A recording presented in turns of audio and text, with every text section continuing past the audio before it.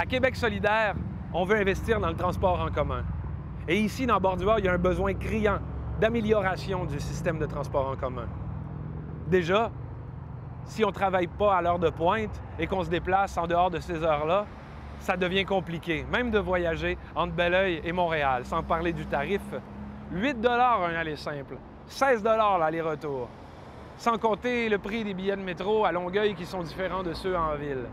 On peut donc dire que de se rendre à Montréal aller-retour depuis Belleuil ou Mont-Saint-Hilaire, ça coûte une bonne vingtaine de dollars. À ce prix-là, la plupart des gens normaux vont préférer prendre leur voiture. Rien pour encourager le transport en commun. Et on ne parle pas de se déplacer entre les différentes municipalités de la Montérégie. Il faut parfois, la plupart du temps en fait même, transférer à Montréal pour pouvoir aller d'une ville à l'autre. Le train de banlieue, quant à lui, un moyen efficace, fantastique, mais il ne voyage qu'à l'heure de pointe. Rendez-vous pas à midi au centre-ville par le train de banlieue, vous allez arriver à 5 heures. Alors c'est quoi la solution?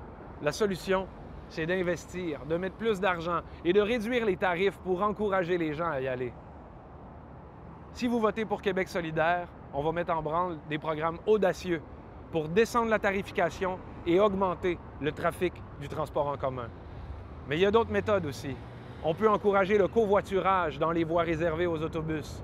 Une voiture qui a 2 ou 3 passagers à l'heure de pointe pour emprunter ces couloirs-là et ainsi désengorger le trafic. Vous voyez, les solutions ne manquent pas. Tout ce qui manque, c'est un peu de volonté politique. Si vous votez pour moi, je vais tout faire pour améliorer le transport en commun dans Bordua.